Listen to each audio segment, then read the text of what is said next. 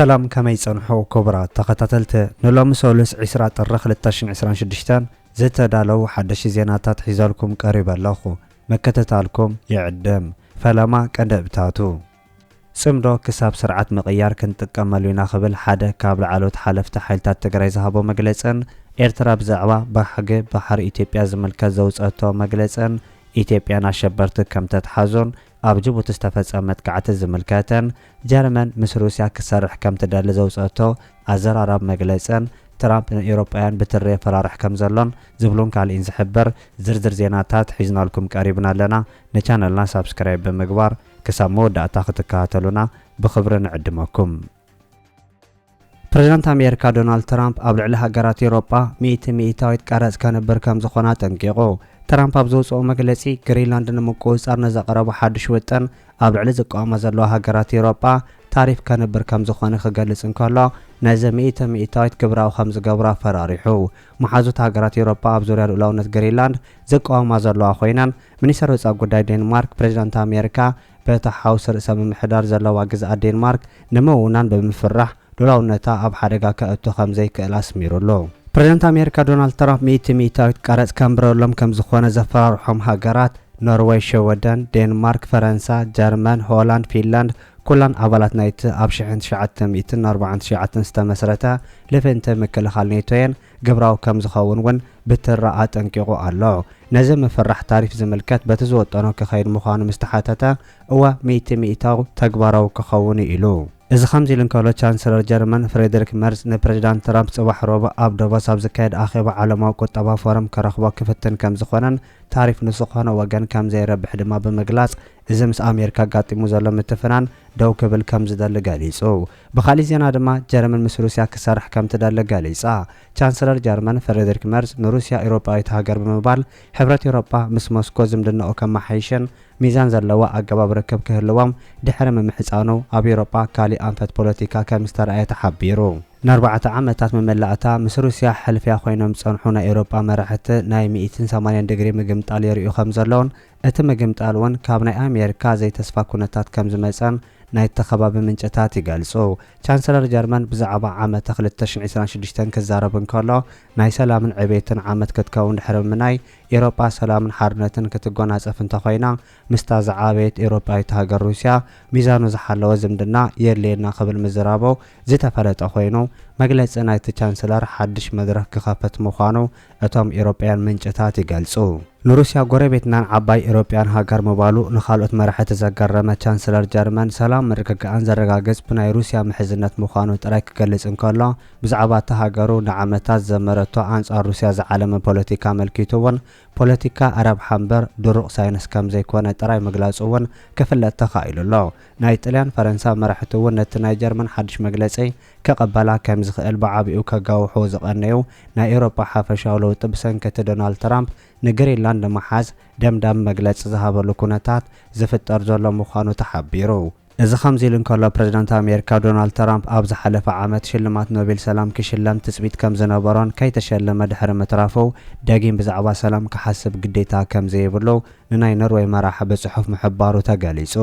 እቲ ፕሬዝዳንት ቀዳማይ ሚኒስትር ኖርዌይ ጃናስ ጋህታስቶር ኣብ ዝለኣኾ መልእኽቲ እታ ሃገር ነቲ ሽልማት ስለዘይሃበቶ ክወቅስ እንከሎ ድሕሪ እቲ ሽልማት ኣብ ሰላም ዘይኮነ ኣብ ዝተፈላለዩ ካልኦት ጉዳያት ከትኩር ተገዲዱ ከም ዘሎ እውን ሓቢሩ።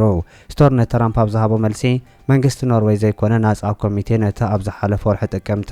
ንመራሕቲ ተቃዋሚት ቬንዙዌላ ማርያ ኮርያ ማቻዶ ዝተዋሃበ ሽልማት ከም ዝሸለመ ብምግላጽ እቲ ሽልማት ናይ መንግስቲ ኖርዌይ ከም ዘይኮነ ከብርሕ ምፍታኑ እንተኾነ ግን ትራምፕ ነቲ ሽልማት ፖለቲካዊ መርገጺ ምዃኑ ብምሕባር ንሰላም ጸንሖ ሸውሃት ከም ዝተዓጸወ ሓቢሩ። እዚ ከምዚ ኢሉ እንከሎ ብፕሬዝዳንት ፑቲን ዝምራሕ መንግስቲ ሩስያ ንትራምፕ ይድግፍ ከም ዘሎ ተገሊጹ። መንግስቲ ሩስያ ንውጥን ትራምፕ ከም ዝደገፈ ዝተገለጸ ኮይኑ መንግስቲ ሩስያ ብዘውፅኦ ሓድሽ ጽሑፍ ሃገራት ኤውሮጳ ንውጥን ጎበጣ ትራምፕ ንምዕንቃፍ ዝገብርዎ ዘሎ ጻዕርታት ደው ከብል ኣጠንቂቑ። መንግስቲ ሩስያ ትራምፕ ንዴንማርክን ንካልኦት ሃገራት ኤውሮጳን ምጥንቃቕ ስዒቡ ንትራምፕ ይድግፍ ከም ዘሎ ተገሊጹ።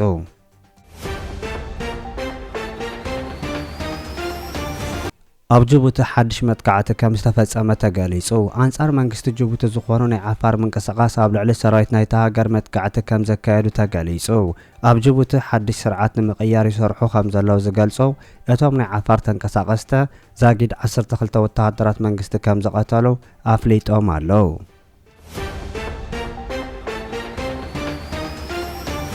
ማእሰርቲ ኣዛዚ ሓይልታት ምክልኻል ትግራይ ዝነበረ ሕጂ እውን የዘራርብ ከም ዘሎ ተገሊጹ ማእሰርቲ ላዕለዋይ ኣዛዚ ሓይልታት ትግራይ ነበር ጀነራል ጉዕሽ ገብረ ኣብ መንጎ መራሕቲ ፖለቲካ ትግራይ ዓብይ ኣካታዕ ጉዳይ ኮይኑ ከም ዘሎ ተገሊጹ ቤት ጽሕፈት ድሕነት ክልል ትግራይ ጀነራል ጉዕሽ ብናይ ወተሃደራዊ ቤት ፍርዲ ከም ዝተኸሰሰ ክሕብር እንከሎ ኣባል መሪሕነት ህወሓት ዝኾነ ክንደያ ገብረ ህይወት በኣንጻሩ እቲ ማእሰርቲ ውዲት ምዃኑ በገበን ዝድለዩ ሰባት ነቲ ጀነራል ኣብ ቀይድ ኣውዒሎም ከም ዘለዉ ገሊጹ ቤት ጽሕፈት ሰላም ጸጥታ ናይቲ ክልል ኣብ ዘውፅኦ መግለጺ ብርጋዴር ጀነራል ጉዕሽ እቲ ጀነራል ዝተኸሰሰሎም ጉዳያት እውን ምጸላእ ምትሕባር ሰራዊት ንምብታን ፈተናን ትእዛዝ ላዕሎት ሓለፍቲ ዘይምኽባር ዝብል ምዃኑ ገሊጹ ምንባሩ ይዝከር ልዕሊ ሕጊ ዝኸይድ ሰብ ክህሉ ከም ዘይክእለን ዝኾነ ላዕለዋይ ሓላፊ ኣካል ናይ ተኸስን ማእሰርትን ክኸውን ከም ዝኽእል ዝገልጽ እቲ ናይ ሰላም ጸጥታን ክፍሊ እቲ ጀነራል ዝግብኦ መቕጻዕቲ ክወሃቦ ምዃኑ ክሕብር እንከሎ ብፍላይ ካብ ኣባላት ህወሓት ተሪር ተቃውሞታት ክስዕብ ምጽንሖውን ምንጭታት ናይ ተኽለል ይሕብሩ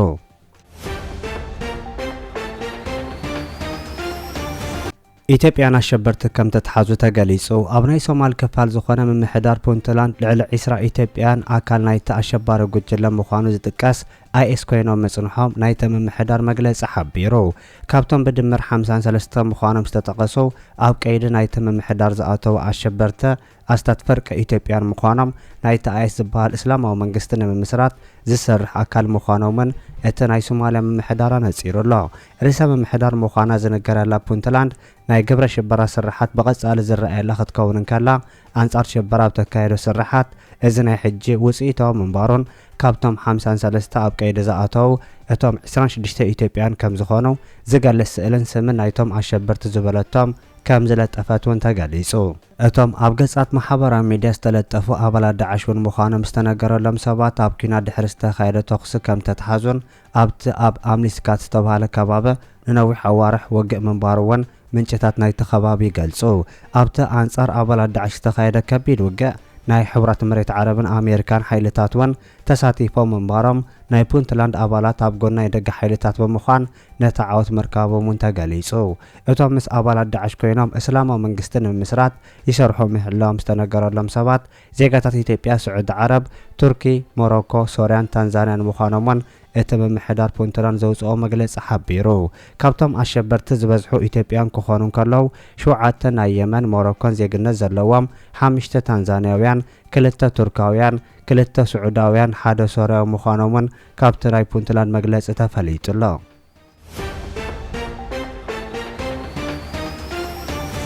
ኤርትራ ባህገ ባሕሪ ኢትዮጵያ ዝድግፍ ምሁራዊ ጽሑፍ ኮኒና ኤርትራ ነቲ ኣብ መጽሔት ዘ ኮንቨርሴሽን ዝወፀ ምሁራዊ ምዃኑ ዝተገለጸ ናይ ኢትዮጵያ ናይ ባሕሪ ጥሙሕ ዝድግፍ መግለጺ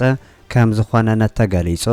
ኤምባሲ ኤርትራ ኣብ ኣሜሪካ ዘውፅኦ መልሲ እቲ ምሁራውን ኣደናጋሩን ጽሑፍ ንናይ ኢትዮጵያ ዘይፍትሓውን ዘይሓላፍነታውን ባህገ ዘተባብዕ ኮይኑ በኣንጻሩ ንሕጋዊ መልሲ ኤርትራ ኣብ ግምት ዘየእተወ ምዃኑ ገሊጹ እቲ ወግዓዊ መግለጺ ናይቲ ኤምባሲ ከም ዘስፈሮ ንምድንጋር ዝተጻሕፈ ምሁራዊ ትንታነ ክብል ነቲ ጽሑፍ ክኹንኖ እንከሎ ንናይ ኢትዮጵያ ገሰት ልኡላውነት ዝድግፍን ንናይ ኤርትራ ሕጋውን ፍትሓውን መትከል ዘቋሽ ምዃኑ ገሊጹ ኢትዮጵያ ንልዕሊ 2 ዓመታት አንጻር ኤርትራን ታሪኻን ልኡላውነታን ዘየቋርጽ ዘመተን ምትኽታኹን ክትገብር ምጽናሓ ዝገለጸት መግለጺ ዓለም ዓይን እንተለዋ ንኢትዮጵያ ዓገብ ክትብል ምተገብእ ክብል እውን ኣስፊሩ ኣሎ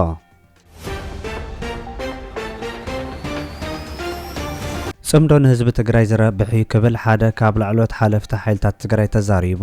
ሓደ ካብ ላዕሎት ሓለፍቲ ሓይልታት ትግራይ መጀር ጀነራል ብርሃነ ነጋሽ ወይ ከዓ ወዲ መድህን ኣብ ጋዜጣ ወይን ቀሪቡ ኣብ ዝሃቦ መግለጺ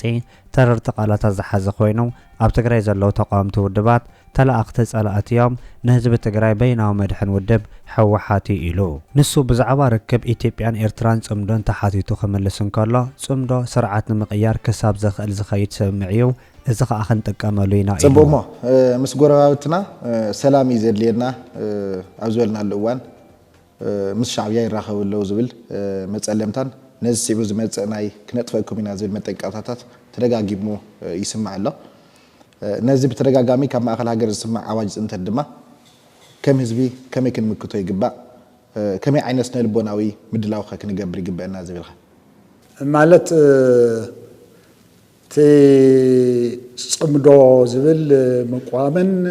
نتصمدو كم عبي جيجا وسيد كام فررحن مصلامن بطعم سفحي أنا زجرمني نوعلم مسمن تصميدهم ذلهم خانم زي فلت السواتس بزعات صمدون كزاروين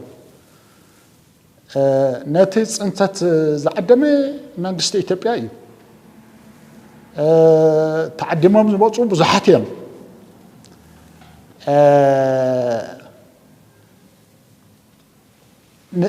زي منجست زي أنت زعدمن زي مرحن أيهم كينو كامل مود لماد انسسا تسقيهم او خينهم الناس رحس بزعبه حزبي ركب مسغوروا تعدتات يحممهم وحفرتكو يدلي حد غزي حزهم سوات زيهم لما عاد انساهم زخف ان فرحهم بسانديو انبسا كوي لمديو نمغو زوسم ما يلمد مخناتهم نو انت تقعوا سغازو سلازي يلن بصبحيتو بقى نو يصبه يدرزو يقلو يلمد ازيهم ون كم يوم كينهم لما دحتات انسسا كينهم بقى بجاتي مجاتلم كل ነገር معرار يلم صره تግራይ يوفرو صره تግራይ يزارو نتግራይ كدحن زخل يقاوم كالي تقاوم يولم نتግራይ زدحن منجد انتريم يقاومو مش بيبي خوينكاس بزعبا السودان مسنا يمحر حزبي مسنا إرترا زقبر ركب تخونه حزب ندي يزلق صح زركب ولا ودمن منجستن ودمن انت زقبرون مورال يبلم ناتكو فرار هنا كزارون محفري كحفر يروى نحنا بقادلينا زلنا تقادلتينا تقادلت دما موات أصونا رئينا مزمسلنا كنحبر قبوئي معناتهم زي تصمدو استراتيجي تصمدولو استراتيجياوي رأيان علامان زلنا نصامدولو نتحوابرولو متحوار مالت اندي تصمدو انبلو تاكتيكال دما ني غزياوي نسرعه نودا ويز توسنه سقومتن مخاد توسنه دغفن مغبار سلطان محزنات ونالو كلهم زيهم كنتقام لهمنا كلهم زيهم متقام دما تخكلنا ايو اتن سم زحرغوت وزلو ايو منوري بطعمي زي لمدى انسسا خوينهم يبزخر زلو نسام يبن بازو هو قال لهم مسانا نهالو نتصمدون زدلي زنور السبات يم قال لهم قدم تقادلت خوينا نهالنا افتي صمدوس تواسات زنور السبات يم حزي نسام اديس ابا خف سلازولو وي نسام دياسبورا سلازلو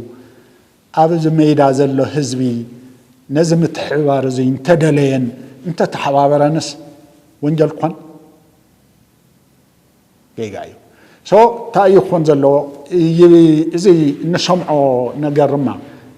سغا مغا خبلنا يقولون زي الامنه لنا انا حزب مسب كون العخ انت خدون زخفا يكونن نقالسينا زلنا اب صفوبنا زلنا اب صواعنا زلنا اب صقمنا زلنا صقم زبصحنا بمولو تقيمنا نسمغن فتو تخينو مسو دقيسو تعصهم كفلو كم زلنا زلو ازي زي خونيو ያን ተዝቢ او زي ግልጽ ይመስለኒ እንዳም ካውን ለዓለ خيد يزدف ካው ለዓሊ እተሕብራት ክሰፍሕ እዩ ዝደሊ ፍትሓዊ ድማ ዘተሓሳስባዚ ቀደም ተጋደልት ኮይናውን ጥቀመሉ ዝነበርና አተሓሳስባ እዮም እንኳን ጎረባብትናስ بطعم برحق زلوون ززامودنا لنا كم استراتيجيكن تكتيكاين فتوتي لنا سرعناس نخد زنبرنا مزخفنا غاري كونن سخفتا زلوون كونن كناكم نغادلنا زلنا نقالسينا زلنا دغف ندلينا كيتوصوا طفؤوا كوي تتحسسوا ما كيتوصوا طفؤوا بس قالون كيترخبوا نحن ون اين ودع لكم انت وعلى بريتوريا تايدا طفؤوا زيلكا اجندا محفر كحفر زلهم ساتهم كسكفوا نيروم زيك زارو كسكفوا نيروم زبل تحاسب زلني